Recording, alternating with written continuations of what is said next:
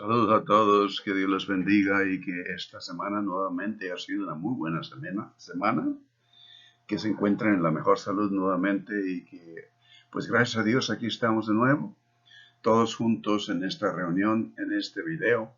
Yo les suplico a ustedes que sigamos nuevamente orando por cada uno de nuestros seres amados, nuestros hermanos, hermanas, que estemos unidos, al menos conectados, que nos estemos en contacto de alguna manera, que Dios nos bendiga a cada uno de ustedes y que sigamos adelante. En esta ocasión, en este video, yo les invito a venir a la escritura. Lo que vamos a hacer es, vamos a ver la predicación de la cruz de acuerdo al apóstol Pablo, que son los videos que hemos estado viendo, pero solamente para envolver todo, resumirlo todo en esencia, lo que el apóstol Pablo nos dice. Vamos a ver 3 versículos, pero desde el lente de quién lo recibe, quién recibe la cruz, la predicación de la cruz, el evangelio de Jesucristo y el significado de esto dentro de lo que el apóstol Pablo nos habla. El versículo 21, que nosotros habíamos visto anteriormente, el que vamos a expandir un poco, quizás a tratarlo de entender mejor, es, pues ya que en la sabiduría de Dios, dice el versículo 21 del capítulo 1 de Primera de Corintios, ya que en la sabiduría de Dios el mundo no conoció a Dios mediante la sabiduría, agradó a Dios salvar a los creyentes por la locura de la predicación. Aún en español es un poquito difícil de asimilar o de entender. Pero esto lo vamos a ver ahora en cuanto a lo que Pablo les está hablando, les está diciendo a los corintios. El siguiente versículo es el 29, a fin de que nadie se jacte en su presencia. Eso sería el siguiente, una conexión a todo el tema que el apóstol Pablo está haciendo. Y el siguiente versículo sería el 31, para que como está escrito, el que se gloríe, gloríese en el Señor. Esos 3 versículos en sí, si los ponemos juntos, hacen un resumen de todo lo que hemos visto del capítulo 1 de Primera de Corintios. Y en esencia, lo que el apóstol Pablo nos dice es que la sabiduría de Dios es radicalmente diferente a la sabiduría del mundo, a la sabiduría que crea la humanidad en su condición. Este versículo trata de la incapacidad, los versículos que hemos visto y todo lo que hemos visto en el capítulo 1, los versículos ahí tratan de la incapacidad de la sabiduría humana. En otras palabras, la historia del mundo en buscar o alcanzar el conocimiento de Dios a través de su propia sabiduría es una historia de fracaso, lo hemos dicho. Pablo no se refiere a la incapacidad de la sabiduría humana como el medio de incapaz de alcanzar el conocimiento de Dios. Como decir, aunque hasta ahora la humanidad ha actuado en su ignorancia y necedad, pero en un tiempo futuro podría trascender lo que le falta y llegará a adquirir suficiente sabiduría y conocer a Dios. Eso no es el tema de Primera de Corintios. No es como lo que nosotros nos referimos a los avances técnicos o al avance de la ciencia que hace descubrimientos, porque en realidad lo que la ciencia hace es solamente descubrir lo que ya está ahí, lo que Dios ya ha creado.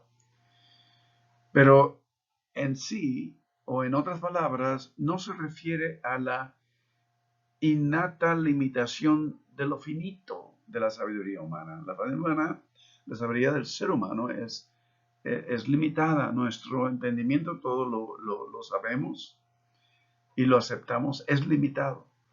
Como en el caso de un telescopio, por ejemplo, que no tiene capacidad suficiente para detectar una galaxia que está muy distante, a distancias que el telescopio no puede lograr captar. Lo que Pablo comunica en el capítulo 1 de Primera de Corintios es la realidad existente de una distorsión tan absoluta que la sabiduría humana es realmente tan defectuosa que termina en juzgar la sabiduría como locura y la locura como sabiduría. Y en esencia es el tema de Primera de Corintios. Porque ahí mismo lo dice, Cristo es sabiduría para todo el que lo recibe. Pero para los judíos, para los griegos, judíos es tropezadero, para los griegos es locura. Entonces, en ese sentido, el esfuerzo del entendimiento humano por su propia sabiduría juzga la sabiduría como locura, en este caso, la predicación de la cruz, y la locura como sabiduría. Ni siquiera un cambio de sistema es suficiente para revelar la profundamente radical desconexión entre el mundo y Dios, el Creador. El abismo entre la humanidad y Dios no puede ser remediado con un mayor o un mejor sistema de conocimiento, en otras palabras. Es lo que Pablo está tratando de comunicar.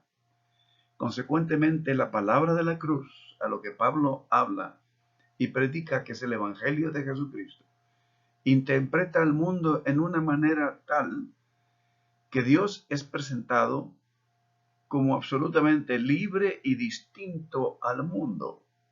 Totalmente, absolutamente distinto al mundo.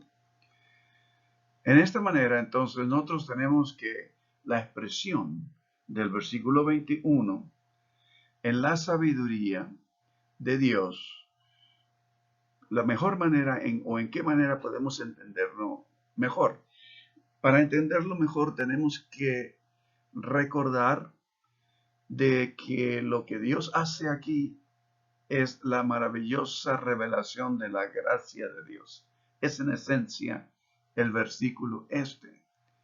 Y por lo tanto, al leer el versículo 21, dice las primeras dos expresiones no podrían fluir lógicamente con la frase principal que está al final. Si ustedes lo ven, agradó a Dios salvar a los creyentes por la locura de la predicación. Esa es la frase final.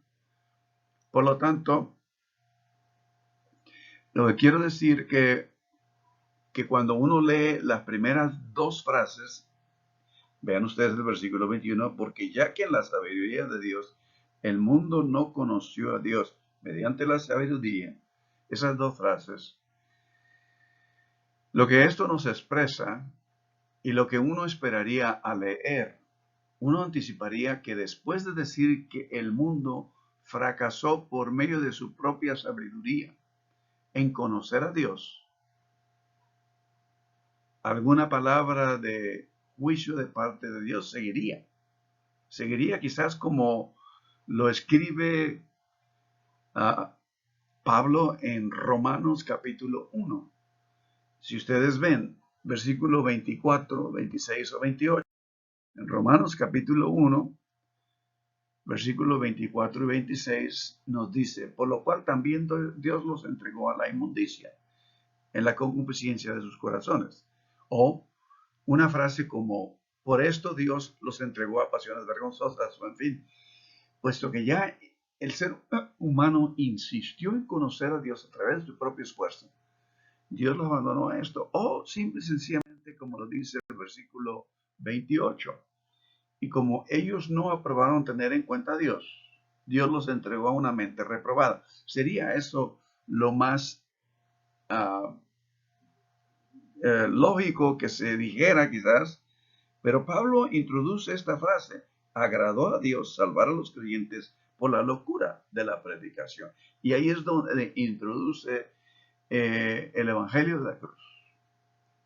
Y en esto entonces nos damos cuenta, agradó a Dios, dice, salvar a los creyentes por lo irracional de la predicación. La locura es irracional, es lo que anteriormente habíamos dicho, por el escándalo, lo que no tiene sentido. En otras palabras, en las intenciones de Dios en frustrar la sabiduría humana, a la vez lo complementa con sus intenciones redentoras. Por su pura gracia, ambas reveladas en la palabra de la cruz. Y en este versículo es donde inmediatamente después introduce el versículo 23. Nosotros predicamos a Cristo, es el evangelio de la cruz. De esta manera, la palabra de Pablo en este versículo podría leer, para entenderlo un poco mejor, quizás de la siguiente manera. 1 Corintios 1:21.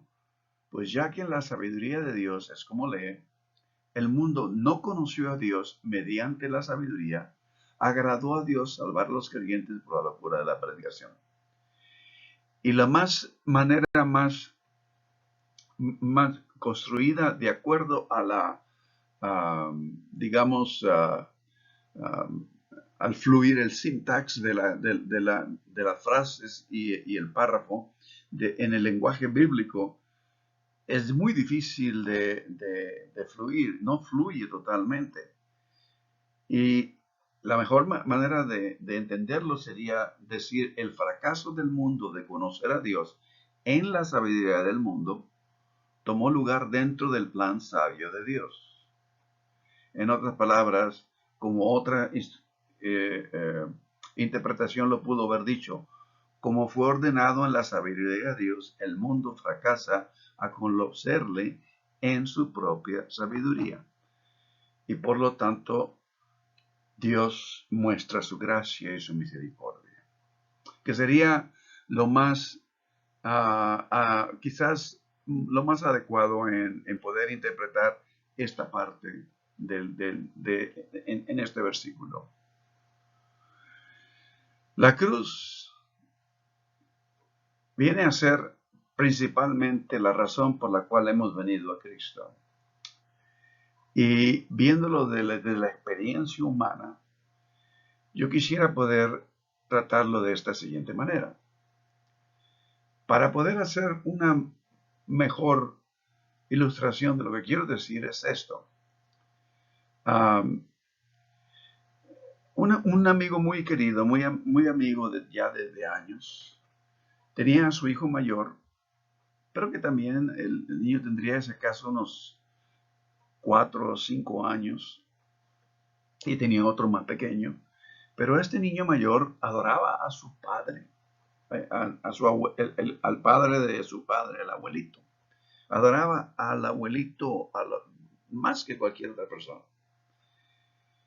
Un día salió con su abuelito a dar una vuelta en su carro, y era de día, en aquellos tiempos en los que no se acostumbraban, pues lo hacía de buen tiempo, no se acostumbraba el cinturón de seguridad.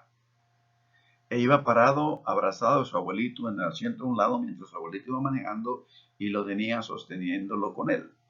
Nada más iban a dar una vuelta aquí alrededor de la cuadra. Era un domingo en la tarde y el abuelito y el niño decidieron salir a dar una vueltecita para pues, ir a ver el vecindario y saludar a los que anduvieran por ahí. Pero un perrito se les atravesó repentinamente.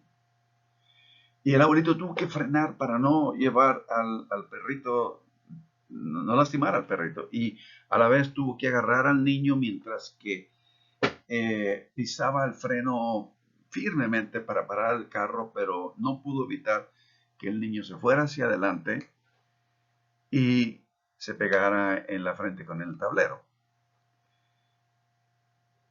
Y una vez que tomó lugar esto, el niño pegó un grito, un tremendo aullido, un tremendo llanto, y tratando de agarrar su aliento, voltea y le dice al abuelito: papá, ¿qué hice mal? ¿Qué hice mal? Como que él pensaba que algo no estaba bien de su parte. En fin. Y esta es una historia que siempre, obviamente, pues muchas personas han podido haberla atravesado en tiempos antiguos, cuando llevaban sus criaturas con ellos. Pero es triste por la pérdida de la inocencia de este niño. Es algo que todos tenemos que atravesar, de que en la vida hay riesgos y puede haber accidentes, y no necesariamente es la culpabilidad de nadie. Hay veces que sí, pueden ser por el hecho de nuestras decisiones, pero la realidad, el dolor y el sufrimiento es una realidad en nuestra vida. Nadie está exento de eso.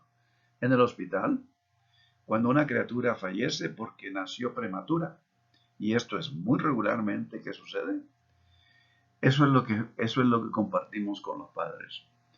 Esta criatura ha fallecido, ni la madre ni el padre tuvo la culpa en la vida, el proceso de la vida, que a veces nadie está exento de nacer con problemas de salud, con problemas genéticos. Veo criaturas que están con toda la cicatriz cuando apenas tienen días de haber nacido en su pecho, porque se le tuvo que hacer una operación de su corazón para que pudiera sobrevivir. Y de esa manera van poco a poco restaurando. Y quizás este niño, vamos a ponerle Jeff, este niño pudo haberse entristecido y quebrantado profundamente pensando por qué tuve que ser lastimado de esta manera con el golpe en el tablero. O quizás, como a mí muchas veces me lo han dicho algunos de los pacientes,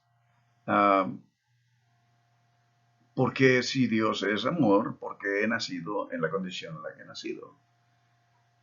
Pasamos 10 o 20 años de nuestra vida creyendo en el universo que recompensa el bien y castiga el mal, que si hacemos bien, nos va bien. Hasta que un día la vida nos da un giro repentino y se torna boca abajo y empezamos a entender la realidad, la verdad.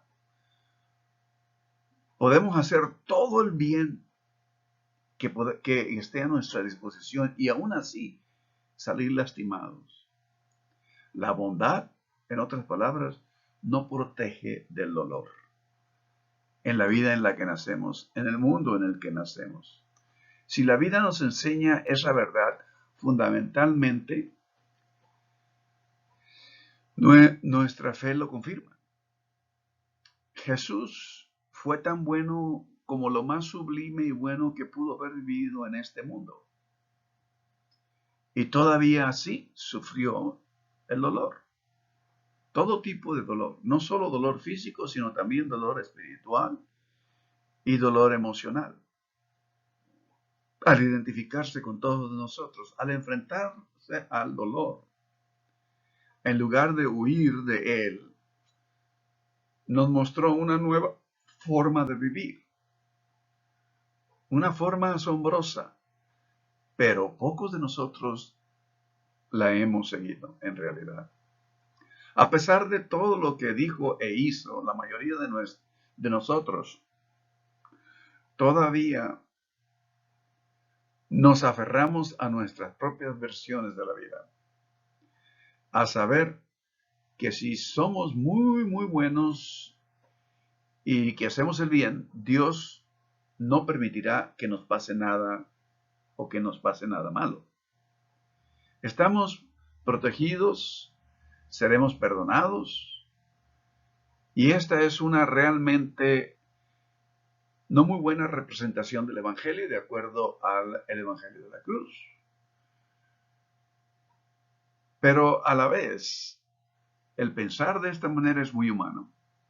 Es muy humano porque todos queremos estar salvos, todos queremos estar bien. Tan humano como la respuesta de Pedro. ¿Se acuerdan ustedes cuando Jesús en Mateo les empezó a hablar y les empezó a decir que él iba a ser iba a Jerusalén e iba a ser crucificado, iba a sufrir, lo iban a rechazar. Y Pedro le respondió a Jesús cuando Jesús les dio para Pedro esta mala noticia por primera vez a sus discípulos también. Iba a morir, les dijo. Y les dijo que sería espantoso, sangriento, doloroso, humillante. Sin embargo, no quería que se engañaran a sí mismos. Cuando llegó el momento, no deberían creer que su muerte fue un horrible error que pudiera haberse evitado. Debían de creer que Dios estaba en ello, trabajando para convertir su carne herida en un cuerpo que duraría para siempre. Eso era lo que quería que supieran, pero Pedro no escuchó todos, solo la primera parte, la parte del sufrimiento y de la muerte. Y antes de exclamar angustiado, sintió tremendamente una gran ansiedad, hasta que ya no pudo contenerla y dijo: Dios no lo quiera, Señor. Eso nunca debe de sucederte, Señor. Es difícil saber qué estaba pensando o qué estaba pasando por la mente y qué estaba pensando Pedro. Y algunos críticos dicen que estaba poniendo su propia agenda antes que la de Dios. Pedro quería que si ellos estaban con el maestro, todo iba a estar a salvo, todo iba a estar bien. Pero la realidad era otra. De modo que algunos críticos hasta dicen que nunca debería de haber usado el nombre de Dios para desafiar la voluntad de Dios. En decirle a Jesús que eso debería de evitarlo. Sin embargo, amaba a Jesús y no quería que muriera. Él no quería que sufriera o que muriera. También creo que la muerte era el peor miedo que tenía Pedro. El ser tomado y perder su vida. Y que la referencia de Jesús a su propia muerte hizo que el miedo de Pedro aumentara tanto que no pudo soportarlo. Quería la seguridad, quería estar a salvo. Dios no lo quiera, Señor. Esa fue la exclamación. Esto nunca deberá pasarte a ti. ¿Por qué? ¿Por qué piensan ustedes que Pedro exclamó de esta manera? Porque si le puede pasar esto a Jesús, Pedro pensaría, me puede pasar a mí. Le puede pasar a cualquiera y nadie estaría a salvo. Si Jesús era vulnerable, también todos los demás discípulos serían vulnerables. Eso era de lo que Pedro estaba atemorizado. Energéticamente, pero la respuesta de Jesús fue aún más fuerte todavía. Apártate de mí, Satanás, le dice Jesús. Eres una piedra de tropiezo para mí, porque no estás pensando en las cosas divinas, sino en las humanas. Es la reprimenda más dura que Jesús le da a alguien en todos los evangelios. Pero su uso de la palabra Satanás como el adversario nos deja saber también a nosotros cuán tentado fue él mismo también. Y la sugerencia de Pedro de que debería salvarse coincidía con algo dentro de Jesús mismo. Él mismo suplicaría lo mismo antes de morir. Padre mío, si es posible, pase de mí esta copa. Pero mientras tanto, Dios le había dado una visión de una muerte que no era del todo oscura. Esta nube negra que se acercaba filtraba luz. Claramente había algo más allá y sabía que su llamado y su obra no era darle la vuelta a este momento, sino ir hacia esa nube negra en lugar de huir. Fue una visión que trató de compartir con sus discípulos, desafiándolos a que le siguieran a él. Si no tenían temor de perder la vida, les dijo, se sorprenderían al encontrarla. Porque esto mismo enseñó, el que trata de salvar su vida la perderá, que la pierde la encontrará. La imagen que usó fue una cruz, que no tenía ningún significado religioso en ese momento que lo dijo, ya que Jesús aún no había muerto en una. Una cruz era simplemente el método de ejecución preferido por el gobierno romano, por el imperio romano. Infundió terror en los corazones de las personas, de la misma manera que una silla eléctrica o una inyección letal infunde miedo en nuestros tiempos a cualquiera. Hubo días en que el camino a Jerusalén estaba lleno de cruces a los dos lados, cada una de las cuales llevaba el cuerpo muerto o moribundo de alguien colgado en esa cruz, cuya ejecución pública ante todos estaba destinada a asustar, a infundir terror a todos los que la veían. Era una manera de control de parte del gobierno grecorromano, del imperio grecorromano. La crucifixión no solo era una forma muy eficaz de castigo de parte del imperio, también era una forma muy eficaz de intimidar. Reforzó la idea de que la muerte era la cosa más espantosa del mundo y que las personas con sentido común deberían hacer todo lo posible para evitarla. Al decirle a sus discípulos que recogieran sus cruces, cuando Jesús dijo, el que quiera seguirme a mí, niéguese a sí mismo, tome su cruz y sígame, Jesús desafió esa idea. La idea que el Imperio Romano estaba tratando de imponer, el temor que estaba tratando de crear en la gente, sugirió que habían cosas peores que la muerte en el mundo. Y que vivir con miedo era una de las cosas que estaban primeras en esa lista, obviamente. Si iban a dejar que el temor guiara sus vidas e influyera sus vidas, entonces estaríamos completos sujetos al temor. El temor se convertiría en su Dios.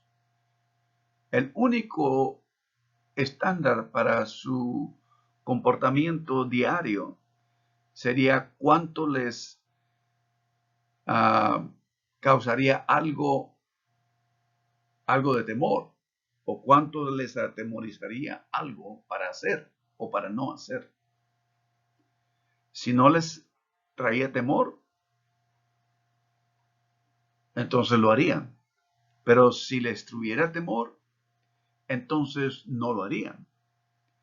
Y cuando sus días de ansiedad finalmente llegarían a su fin, después de todo, la muerte no se puede evitar para siempre. descubrirían que nunca habían empezado realmente a vivir. Entonces nosotros vemos que si esa obviamente no era la única opción que Jesús les dijo que en la que ellas estaban viviendo, tenían otra opción. En lugar de entregarse a sus temores, podrían entregarse a Dios. Podían negar, digamos, la voz de pánico que dentro de ellos, la que seguía ordenándoles ir y estar a salvo, estar a lo seguro, donde no habría riesgos. Y en lugar de eso, escuchar esta otra voz, en lugar que les diría, despiértame, despiértate y sígueme, no temáis. ¿Cuántas veces está en la Escritura esa palabra, no temáis? Esa voz nunca ha prometido estar exentos del dolor y del quebranto. Nunca ha prometido que el dolor y el quebranto no llegaría a nosotros, pero siempre ha prometido vida. Nunca ha ofrecido libertad del dolor, solo ha ofrecido libertad del temor. No creo que todos tengamos, pienso yo, todos nosotros tenemos retos, tenemos obstáculos, tenemos ciertas cosas que nos atemorizan, que nos ponen en cierta ansiedad en la vida. Lo experimentan todos. Y no creo que tengamos que ser mártires para seguir a Jesús en nuestros días. Ya ha dejado de ser esa cruz un terror para la comunidad, 2000 y feria de años después. Algunas personas sí fueron mártires, sí entregaron sus vidas, y a ellos los llamamos santos. Pero Dios parece permitirnos al resto de nosotros una comprensión más amplia de la cruz que esto de literalmente entregar la vida a uno. Y en Lucas, Jesús les dice a sus discípulos que tomen sus cruces todos los días. Fíjense bien, esto es nosotros lo hemos entendido y lo hemos escuchado. Y nos dice que vayan a buscar, que tomen sus cruces. Dice, si alguno quiere venir en pos de mí, niéguese a sí mismo, como lo hemos dicho hace un momento, tome su cruz cada día, dice, sígame. En este caso, Jesús agrega cada día como un acto de devoción a Dios, prácticamente. Y no les dice que vayan a buscar sus cruces en esta ocasión, porque Él está bastante seguro de que todos ya sabemos dónde están. Simplemente los anima a seguir adelante y recoger las aterrantes cruces que nos causan temor, ansiedad y nos paralizan y no permiten nuestro crecimiento. Dejar de cubrirlas y tropezar con ellas, dice, fingiendo como que esto no existe. No están ante ellos. Hay mucha gente ansiosa, mucha gente que vive en estrés en nuestros días, después de haber venido a Cristo y haber conocido el Evangelio. Vive atemorizada por muchas razones. Algunas de ellas se reúnen a adorar semanalmente y tienen el entendimiento correcto, obviamente, de que solo Dios remueve el temor. Fue lo que Jesús le dijo a sus discípulos antes de partir. En Juan 14, capítulo 14, versículo 1, en el discurso de despedida de los discípulos, Jesús les dice, no se turbe vuestro corazón ni tenga miedo. O sea, no se atemoricen, no estén ansiosos. Y luego al regresar después de la resurrección, una vez que Él fue a la cruz y regresó, en el capítulo 20, versículo de 20 y 21. Jesús les dice a ellos, pasa a vosotros, y les muestra sus manos y sus pies, cicatrizados, y su costado, como un símbolo que él lleva de que había vencido realmente la muerte, y que ahora nos ofrecía este camino.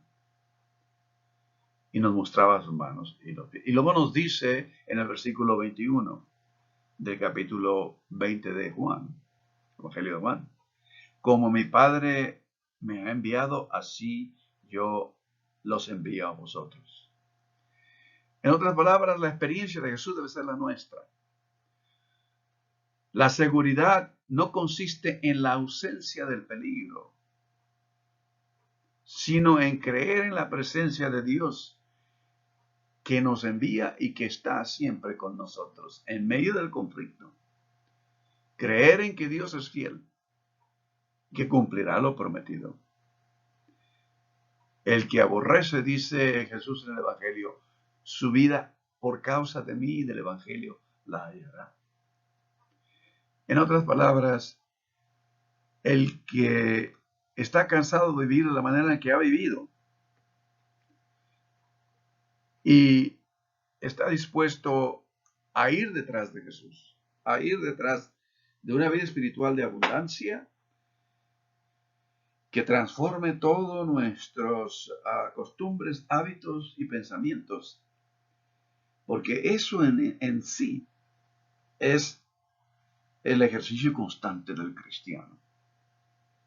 Todo lo que tenemos que hacer es creer en Dios, más que creer en lo que infunde temor. La creencia del cristiano es mayor en Dios que en lo que le puede infundir temor. Entonces, recógela, únete a Pablo que dice, con Cristo estoy juntamente crucificado, el ejercicio del Evangelio de la cruz, del Evangelio de Jesucristo. Con Cristo estoy juntamente crucificado, ya no vivo yo, sino Cristo vive en mí. Y lo que ahora vivo en la carne, lo vivo por la fe del Hijo de Dios, quien me amó y se entregó a sí mismo por mí. La realidad del Evangelio de la cruz no fue únicamente un evento en el que el Mesías sufrió y entregó toda su vida en ella, sino que viene ahora a ser un ejemplo literalmente en nuestra vida espiritual, en nuestra vida, en nuestra condición emocional y mental de hacerlo constantemente. Y es por eso que Pablo lo dice, con Cristo estoy juntamente crucificado. ¿Qué es lo que nos detiene? ¿Qué es lo que no nos ha permitido abundancia espiritual? ¿Qué es lo más importante para Dios? Lo más importante para Dios en este momento en el que nosotros estamos reflexionando en esto, podría yo decir, como siempre lo he dicho, Dios está más interesado en tu carácter que en tu comodidad. Si todos queremos estar cómodos y a salvo, obviamente. Si yo creo en Dios, yo no voy a perder mi vida, voy a tener vida eterna, voy a estar a salvo, voy a estar protegido, ciertamente. Pero Dios nos permite, aún en esta vida, por la misma consecuencia de las decisiones nuestras y del ser humano desde el principio, de vivir en una vida en la que nadie está exento del dolor y del quebranto. Pero Dios siempre va a estar más interesado en el carácter de todos y cada uno de ustedes que en la comodidad. De tal manera que podríamos nosotros hacernos entonces estas preguntas al reflexionar sobre la realidad, la cruda y áspera realidad del Evangelio de la cruz cuando Pablo lo predicaba y a quién se lo entregaba y cómo se ha venido pasando a través de los siglos y nos ha llegado a nosotros. Preguntas críticas para reflexionar. ¿Cómo escogemos qué es lo más importante en nuestra vida? ¿Cuáles decisiones hacemos? ¿Qué consideramos que tiene mayor valor que cualquier otra cosa cuando hacemos decisiones? Porque la realidad de todo esto es las decisiones que tomamos, la clase de decisiones que tomamos nos habla de la calidad de vida que vivimos. Y en esto está el poder decir junto con el apóstol Pablo y responder al llamado de Jesús en el Evangelio de la cruz. Con Cristo estoy juntamente crucificado. ¿Qué nos impide? ¿Qué obstáculo nos ha impedido el poder haber experimentado crecimiento espiritual y mayores bendiciones aún que Dios tiene? Hay de todo en el camino de la cruz, pero lo principal es remover lo que es un obstáculo. Y ahí es cuando la cruz es real. Venirlo y entregarlo como un sacrificio, dice el Hebreos capítulo 12, vivo, santo, agradable a Dios. Porque hay una realidad. ¿Cuántos de nuestros hermanos y hermanas cristianos se han sentido estancados en su vida espiritual por un largo tiempo? Será por muchas razones, será por X razones. Pero la realidad es que Dios nunca nos moverá a cosas mayores hasta que hayamos madurado en las cosas presentes. Israel duró 40 años en el desierto, de acuerdo al texto bíblico, en una jornada que solamente tomaba 3 semanas para llegar.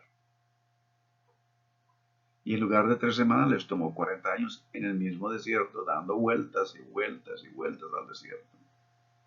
Seguramente algunos de ellos decían, oye, no vimos ese cerro o esta montaña hace 15 días o hace un mes. Oye, este paisaje no es el mismo que vimos hace unos días atrás, hace unos meses atrás.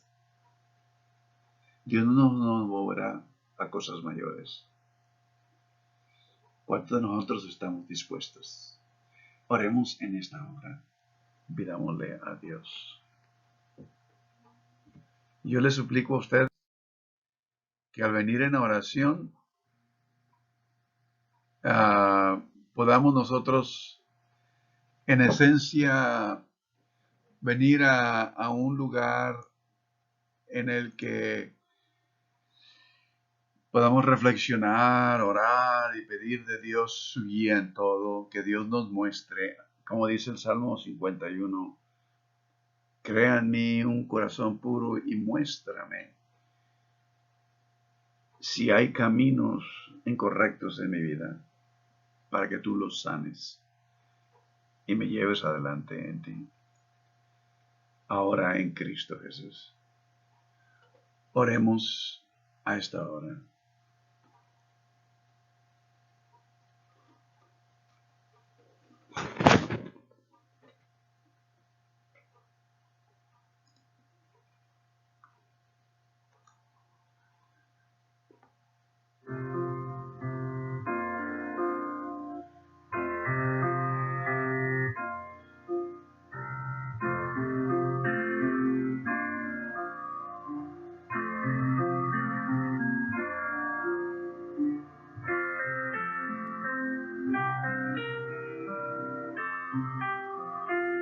Bendito Dios.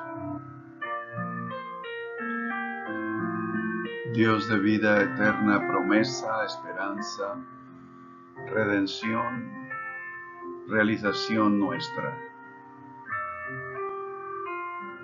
Como el Evangelio de Juan nos lo dice. De tu más profundo ser vino Jesús el Cristo. Vino tu amado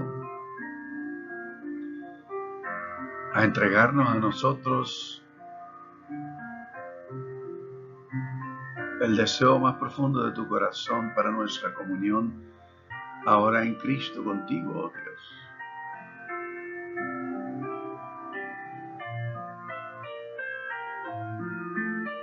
Muéstranos el camino de tal manera que podamos remover los obstáculos y en Cristo Jesús poder vivir todos los días de nuestra jornada. Este día, oh Dios, necesitamos tu sanidad, restauración a nuestros seres amados, a cada uno de nuestros hermanos y hermanas, a las personas que están luchando por tratar de sobrevivir aún alguna enfermedad, aún este virus que todavía estamos batallando con él. Trae fortaleza, trae renovación, trae refrigerio. Muéstranos el camino, oh Dios. Y ayúdanos a decir junto con el apóstol Pablo, con Cristo estamos crucificados. Es un ejercicio al cual nuestro Señor nos llamó a hacer diariamente, así como lo dice Lucas, diariamente. Ayúdanos a remover lo que estorba, trae abundancia a nuestra vida, oh Dios. Hoy, este día, lo ponemos todo en tus manos. Gracias, oh Dios, en Cristo Jesús. Gracias, Señor.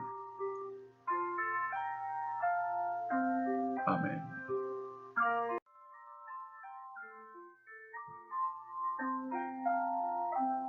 Que Dios les bendiga a todos ustedes. Que tengan la mejor semana en plena salud física, mental, emocional, espiritual. Y ahora, la siguiente video que tengamos, vamos a ver el significado a lo más aún profundo de lo que el Evangelio nos indica de acuerdo a toda la Escritura, especialmente a la tradición judaica. Esperamos pues estar juntos de nuevo. Que Dios les bendiga.